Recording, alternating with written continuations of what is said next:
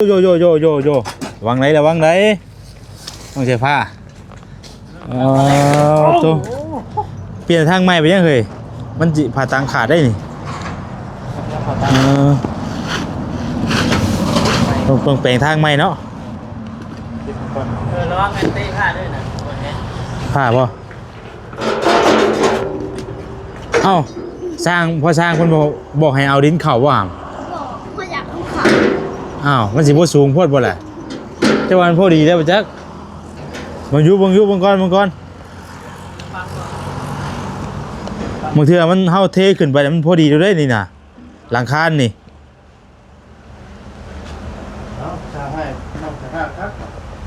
ขอให้บ่ได้ห้ามบ่เข้ากะยะจังหน่อยบ่ยันได้เอาแล้วเอาออกอีกได้บ่ได้เนาะยันได้เอาออกอีกได้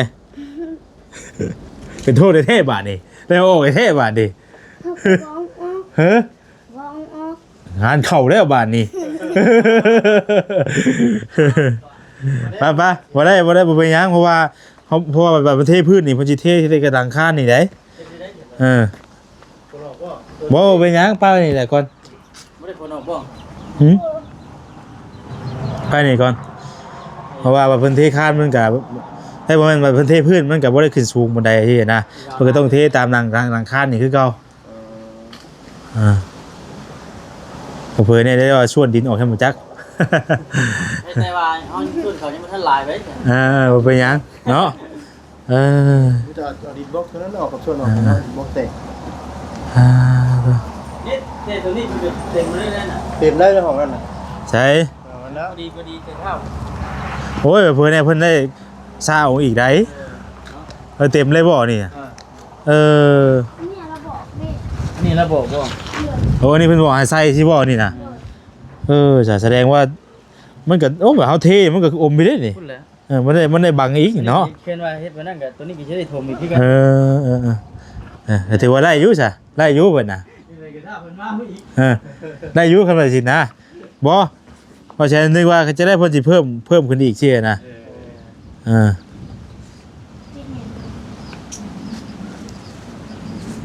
แต่เนาะบัดนี้เนาะไปถ้าพูดแล้วถ้ารอคำสั่งเพิ่นพูดแล้วเนาะสั่งเพิ่นก่อนอันนี้ถือว่าประกาศเฮ็ดไปเนาะผู้แซ่บจะบ่นซื่อสัตย์ฮะมันเป็นยังหามน่ะอ๋อมันคือรุดออกไปชั่นน่ะให้ช็อตได้ฮะปิดก่อนพูดอะไรแขบกัดเอารถเลยเนาะโอ้ดีเราใช้ผ้าแล้วต้องไปเอาไพ่เอาปิดไฟก็บ่ล่ะถอดเราก่อนครับ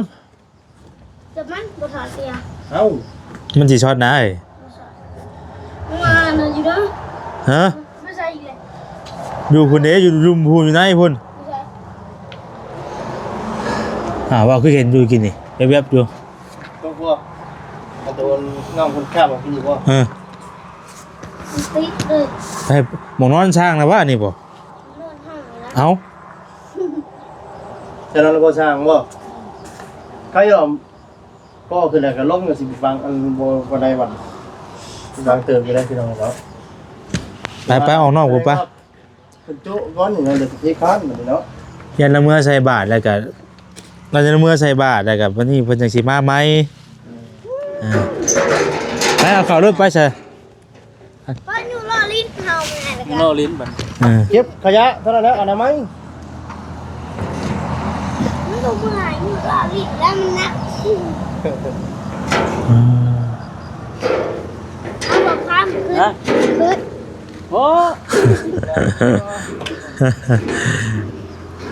เป็นกับเพื่อนมีมูดินพี่น้องเอ้ยน้องใส่ผ้าก็ได้เงียบสมัยบ้าก็ไปป้าอีกนี่อยู่คนเดียวป่ะพอดีว่าเฮาสิเดินทางขึ้นไปหามีตู้ค่อยพี่น้องเนาะก็เลยแบะมาหาน้องใส่ผ้าคือเก่าอาจสิกายเลยกับห่วยยังคิดฮอดน้องใส่ผ้าอยู่ถามน้องกันด้วยให้กายอยู่บ่มาแต่เว้นนี่สิไปกินหมูกระทะน้ำน้องใส่ผ้าเด้บ่แรงนี่ให้กินน้ำอยู่บ่ให้กินอยู่บ่กินลายได้กินลายก็บ่เป็นหยังเป็นหยังกินลายแล้วมันจังเบิดไวจะได้กินใหม่อีกดิให้มันเหลือกินเพื่ออยู่ว่ากินมื้อนั้นน่ะเพื่ออยู่ ให้ผมไปนั่งอยู่โต๊ะผมไป ไปมันจะ เออ มุมเนาะ เดี๋ยวว่าพิงแหลดบ่จ้ะนั่งพิงแหลดอยู่นี่ก็ได้นี่ เปล่า นั่งอยู่นี่นั่งอยู่นี่ นั่งดีๆนั่ง เออ บนนู้นก็ยาล่อนะนี่ก็ยาล่อนะนั่งพิงแหลดนี่มันจะอุ่น บ่ ไปแนวทาสีไง เสียงสีใหม่อันนี้ เอ เนาะ อแนวทาสีอันเป็นลมนี่เด้ มาแท้สีห้องน้ำบ่ได้บ่ อ้ายเดี๋ยวเพิ่นเฮ็ดหยังนอน นอนอยู่ทั้งกัน เพิ่นมาแต่ไสเพิ่นไปหากินบ่ บ่อุ้ยทำวลีมากเลยนกจูเมื่อคืนเนี่ย ฮะ วลีมากเนี่ยนี่ค่ะ อากาศมันแห้งหนาวเนาะ ด้วย อากาศมันหนาวสิหัวอีกคันลุกเลยเนาะ เจ้าคือตื่นแต่เช้าได้จ้ะ อยากตื่น เออตื่นจังโมงแต่ละมื้อน่ะ เมื่อเช้านี้6 โมงก็ลงมาสัก 6 โมง ด้วย ตื่นเช้าไว้ดีเนาะ เอาก็ลงมาสักแวด นอนจังโมงจ้ะแต่ละมื้อ 9 โมง 9 โมง ด้วย นอน9 โมงตื่น4 โมง 6 โมง 6 โมง ตื่นมาเฮ็ดหยังนึ่งข้าวบ่ บ่ ไอ้ว่าว่าตื่นมานึ่งข้าว บ่มีกับไผ บ่มีกาแฟนั่นบนตู้เจ้าขายกาแฟอยู่ บ่มีเงินเด้อ่ะ เด็กน้อยเพิ่นบ่ให้ถือเงินเด็กน้อย รถยังไงล่ะ ฮะ รถยัง นะจ๊ะบ่เล่นไม่น่ะป้ามึงน่ะป้าใส่เงินเป็นอยู่บ่ล่ะเจ้า เต้นอยู่ แม่นบ่ เอาไปซื้อขนม โอ้ขนมมื้อกินไวอยู่บ่เพิ่นซื้อว่าต้อนอยู่แต่ละมื้อก็ได้ กินบ่ไหวแหละ เอาไว้ซื้อในอื่นจ้าซื้ออยู่ในกินไปซะสู้ว่าสร้างกิน ภาษาเราบ่มาหาเฮา เพิ่นก็ค่าเวียกเพิ่นอยู่เนาะ เมื่อคืนนี้เคยสร้างบ่เฒ่าเมื่อคืนนี้ ไป เคยนิ้วเราสร้างบ่เฒ่า ไป เคยเล่าเคยภาษา จักเว้าหยังเว้าแล้วบ่ฮู้หยังนำเลย วันนี้ผมได้ลูกเคยภาษาได้อะ เอ้ยเป็นว่าหยอกกันซื่อเป็นว่าหยอกกันซื่อๆหรอกการลมหนาวได้วันนี้เนาะ เลย เจ้าไปสีขาวจักเป้ามื้อนั่นน่ะ สอง ซอง เลย เอาซองเป้า เลย ได้จักซอบบัดนี้สีซองเป้า สอบหนึ่ง รวมทั้งหมดเขาจะได้จักซอบ 16 16ซอบบ่ เลย เออ เอาไปที่สองเลยเอาให้ลุงมาสอง กุ้มอยู่บ่ กุ้ม ฮอดยามทำหน้าอีกอยู่บ่ หอดติ ให้กิน2คนก็ได้อยู่เนาะ เลย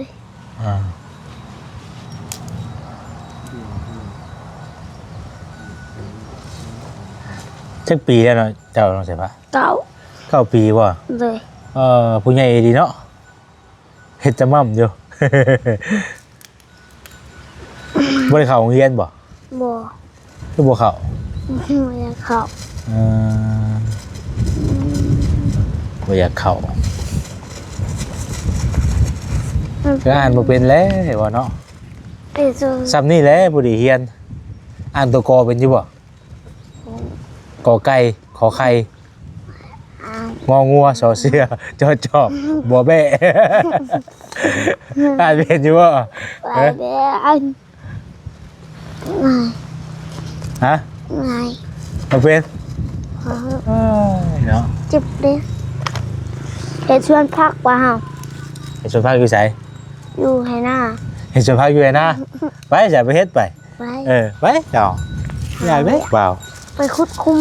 คุณ คุดคุมแล้วก็ไปตัดลัก ฮะ คุดคุมแล้วก็ไปตัดลัก เจ้าอยู่วงไหนไปเบิ่งเหรอ เฮ็ดอยู่ทำบ่อแก้ว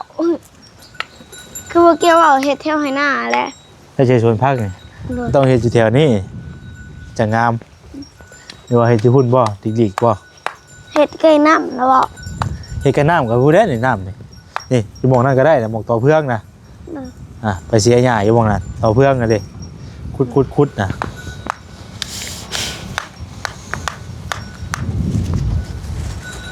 เห็นเป็นอยู่บ่นานวะบ่ต้องลึกครับลึกป้าไว้ซื่อ เอาดึกเป็นยังวะ หืม ดึกหูแล้ว À. เอาใส่แพทย์เก่าอีกจะบ่ ได้บาดนี้ ไหลงัว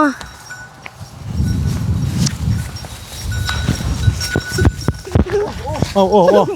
ะวังได้แล้วมัน ให้ลูกมันได้ ระวังมันเห็นดอกมืดได้ติตัวเด็กแค่ฟาดหางเป็นว่าเห็นกินนี่ เด้แม่มัน เอาดูดใกล้อีกเลยตายแล้วนี่ ดูกันอีกเลยเนาะ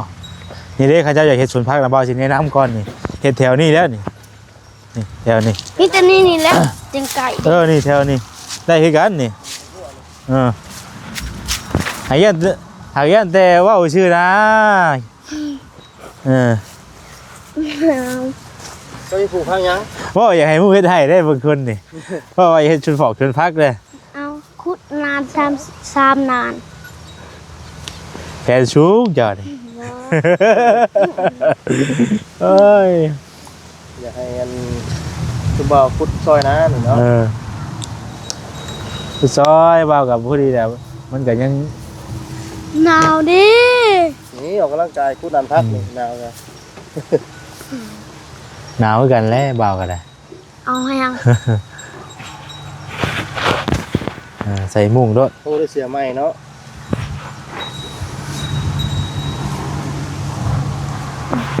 โอ้เฮ็ดเปลี่ยนเลย เอ็มมา ตี แต่ มิน ยัง เด้อบ่ล่ะ มันจังอยู่จังบ่ไหล อยู่เด้ โอ้ย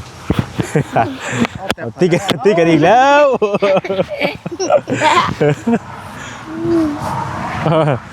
เฮ็ดไปแล้วเราจะพาว่าดิ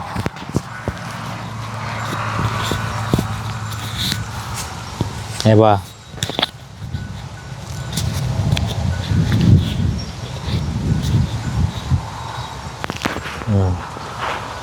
มันต้องขอนหรอกอย่ามัน บอกยาบ่ล่ะ เอา วันละวันอะไรงัวแล้วเนี่ย แล้วนี่ไงอ้ายจะมาพุดซอย บอกง่ายเจ้าเด้อบอกน้องบุญทวีเด้อเฮ็ดนันพักใช่หรอคำว่าอยากเฮ็ดตอนนี้กับบ่แล้วตอนคุณบาบ่อยู่ก็เฮ็ดคันอยากเฮ็ดเด้อ เลย อย่าว่าเพิ่นบ่อยากเฮ็ดตอนนี้ และยามบ่อยากเฮ็ดก็ยามเพิ่นพักผ่อนแล้วให้เพิ่นมาเฮ็ดเด้อ เลยหนาว มา เมื่อ กั เช้าน นกอยู่ ฮะ ตอนเช้านะเพิ่นนกอยู่กันเฮ้ย ลูกอยู่บ่ เลยเจ็บตอนแรกนกอยู่หนาวนี่ โอ้ลูกมาก็จักสิเฮ็ดหยังเนาะมีแต่ลึบอยู่หม้องนอนพุ่นแหล้วเบาคือกันแล้วเบากะอากาศหนาวปานนี้ไม่ได้หัวหมุนอยู่นอนพุ่นแล้ว เอาหัวจิกเขาผ่าเลย เย็นเด้มันหนาวเด้ อยู่ว่าน้ำนะ น้ำอยู่ อาบอยู่ เลย ยามเนี่ยจะกระจุกไผ่ต้มน้ำแล้วก็อาบ แต่ว่าวัน แล้ว น่ะ ก็หยุ่มแซ่น้ำฟอกแล้วไปคู่ไว้ตากแดดให้มันอุ่น วันน่ะ เดือดร้อ มัน น บ่อิ่มนะหาหวากๆอยู่ มันอิ่มอยู่ แล้วมวนๆเนี่ยก็เพิ่นตอน 3-4 โมงพุ่นแหละเพิ่นมาซุมว่ามาแล้วบ่ได้มีหยังไดบ่ได้มีหยังมานั่นนี่หรอกพี่น้องเนาะก็มาแวะดินน้ำน้องเพิ่นนี่แหละเนาะเห็นว่า FC เพิ่นว่า โอ้ยมาบ่มีหยังนะมาบ่มีหยังสินะมาเล่นน้ำน้องเพิ่นนั่นแหละพี่น้อง นอนอยู่ต้นคอก็เย็น อันน่ะเฮ็ดไปแล้วบาดนี่นอนเอาไปคุยกันลีๆก็นอนเอาจะเฮ็ดบาดนี่โอ้ย ขึ้นหัวได้อีก เนาะคุยกันลีๆก็นอนอยากนอนก็ได้ผู้ไปหาพิงแหละผู้กันบ่เฮ็ดชวนพักก็ได้ไป บ่มันยังอุ่นบ่ เนาะมีแต่บ่าวสิไปเวียกก็ได้บัดนี้เด้อ โดย เดี๋ยวลงมาเฮ็ดทำไม 10 โมง ประมาณโอ้ก็ผู้พลานผู้ไกลเติบอยู่ได้ มาบ่10 โมง จังโมกินหมูกระทะนะว่าจะได้กะเวลามาถึงมากินน้ำนี่ มาบ่ยอกอีซื่อ 6 โมง บ่กล้ากินน้ำดอกเนาะผู้ใดสิไปกล้ากินน้ำเห็นบ่ กล้ามาโลด แล้วเนาะเว้าอีซื่อ เดี๋ยวจะซื้อดอก มากินรถมาฮอดแล้วก็แหวกกินเลย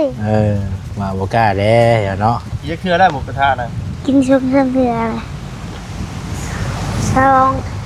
ทำเถื่ออะไร เจอแล้ว สี่เถื่อนี่ แซ่บบ่ แล้วม แมวคือว่าแมวนะ เกลืออยู่ มองก็หูเนาะเอาใจ โยโย อย่ามันคบมือเด้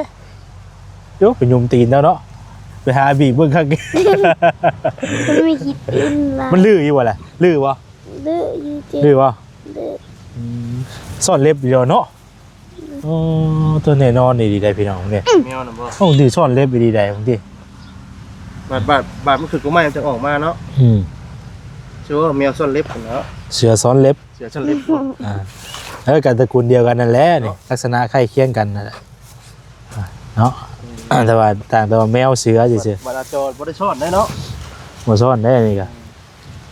ปล่อยเลยทีนี้ยางเลยเออ ทาน ฮะ ทานได้ ทหารนี่โมเมนต์เนี่ยทหาร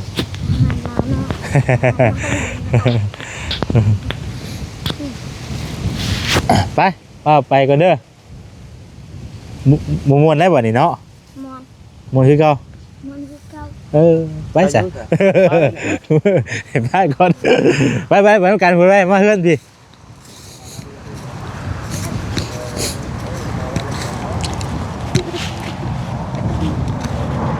เมื่อเจอจะไปอีก บ่าวสิไปพุ่นแล้วไกลเติบอยู่ได้ครับพระลานไซผู้และเฮือนซานเพิ่นก็กำลังก่อเพิ่นมามื้อนี้ก็เพิ่นก็สิเทคานพวกหลังนี่ก็ตั้งแก้วบอกแก้วเติมพี่น้องเอ้ย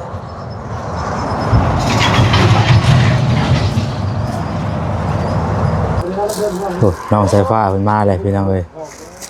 เป็นเส้นนี่แล้วบอกเอาเข่ารอด ฮะ แล้วบอกเอาเข่ารอด ข่าวรถบ่ข่าวบุญเล่บหน้าบุญเล่ใช่เนาะญาติเพิ่นสร้างคนน้อยอีกคนก็หยุดก่อนแล้วว่าบางทีเอาข่าวรถโอ้ยข่าวเต็มแล้วว่าซั่นเอาข่าวเต็มได้รถบางทีเอาข่าวเต็มแล้วรถเพิ่นเอาออกเลยใช่เนาะเอาลิ้นสบายดี ดิ้นเขา เอาดินเข้า ย่านหัวหน้าให้ เรียกว่าอะไร กำลังมาเนาะ ลังมา ถามหัวหน้าเบิ่งหัวหน้าให้บ่ ถามมึงอยู่ เอาไว้ดีกว่าเจ้าเลยคนทัก เอาไว้เพิ่นเด้อ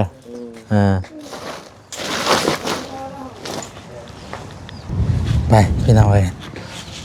ทางสบุญก็พอสร้างเพิ่นก็มาได้เนาะเดี๋ยวทางเฮาจะขอตัวจบคลิปไว้สำนี้ก่อนจะเดินทางแล้วพี่น้องเอ้ยเนาะขอตัวไปก่อนเด้อพี่น้องเด้อผิดพลาดจังใดก็ขอโทษขออภัยหลายๆพี่น้องเอ้ยเนาะสบายดีเด้อพี่น้องเด้ออยู่ดีมีแฮงเบิดสุขุสุคนเนาะผิดพลาดจังใดก็ขอโทษขออภัยหลายๆพี่น้องเอ้ย